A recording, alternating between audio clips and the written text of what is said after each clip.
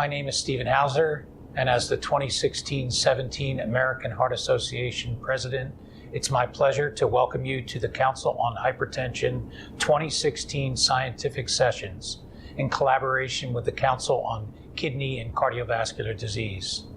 Thank you so much for taking time out of your extremely busy lives and joining my colleagues in Orlando, and for sharing your ideas, your experience, and your passion for knowledge advancement. By building knowledge, we move closer each day to new solutions that impact patients' lives in meaningful and enduring ways. I joined the American Heart Association as a volunteer in 1979.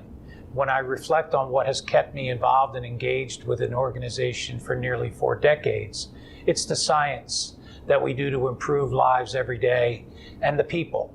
Nothing makes me more proud than interacting with my outstanding colleagues. I'd like to give special recognition to several of them right now. The Council on Hypertension's outstanding leaders, Christopher Wilcox, the Council Chair, and Joey Granger, the Council's Vice Chair.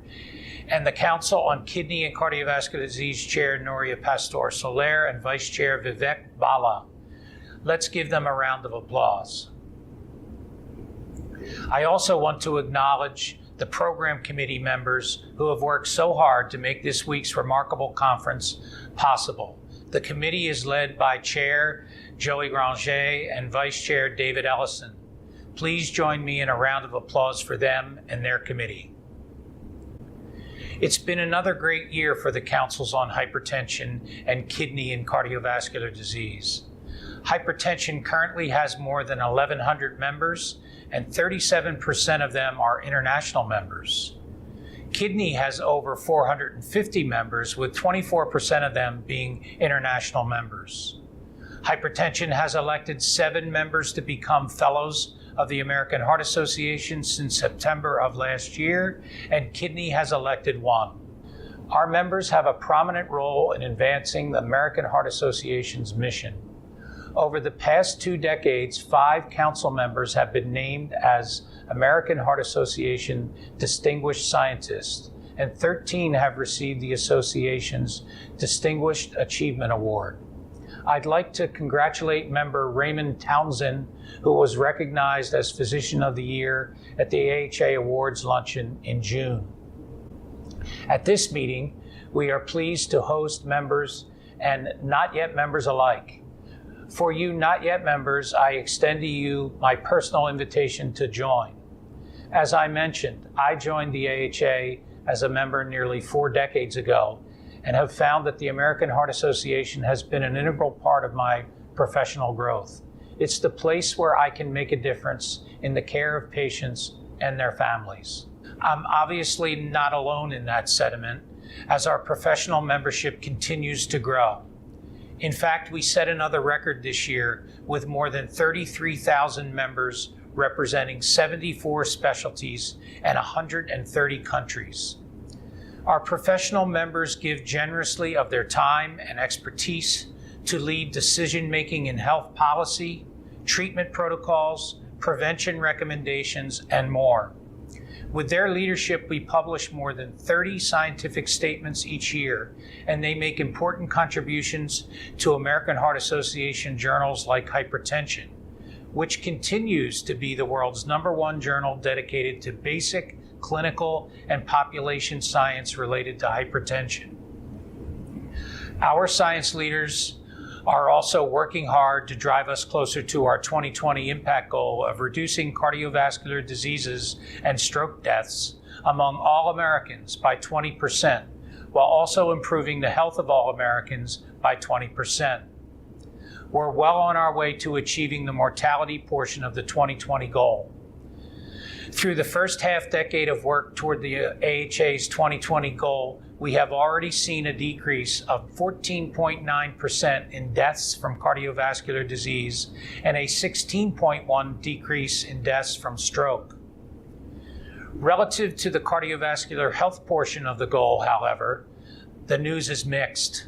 There is improvement in smoking and physical activity in children and adults.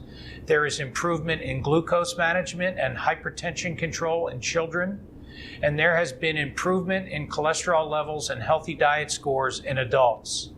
But there has been a worsening of BMI in kids and adults, a worsening of cholesterol management in children, and a worsening of blood pressure and glucose control in adults.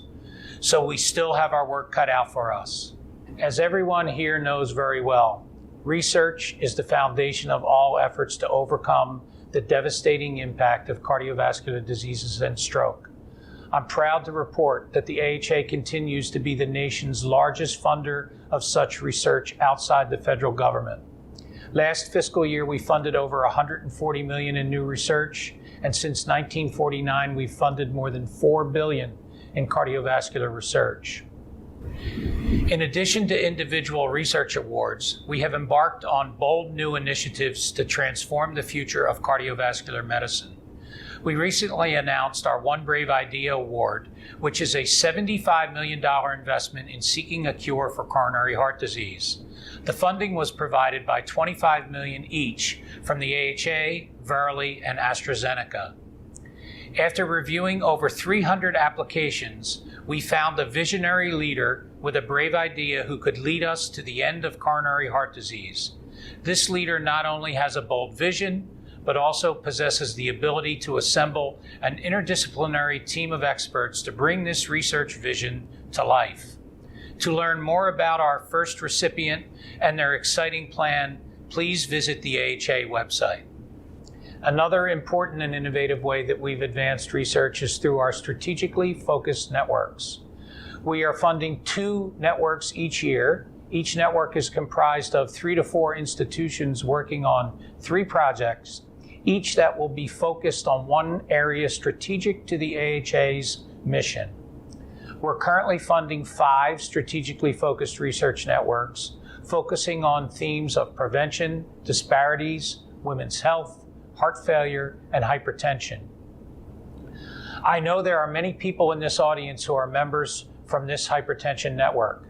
The 4 centers involved in this network are the University of Alabama at Birmingham, Cincinnati Children's Hospital, the Medical College of Wisconsin, and the University of Iowa. Most recently, we have launched an RFA for an obesity network, and will launch another soon on children's health.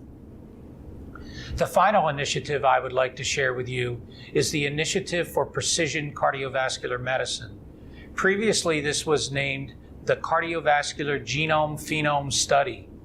The Institute is combining the power of long-term population studies with the precision of molecular analyses to unravel key distinctions between and within subgroups of patients. The discoveries it generates will point the way towards better targeted, safer, and more effective treatments based on a deeper understanding of patients' characteristics. In the past year, the Institute has funded Grand Challenge, Pathway, and Discovery Awards.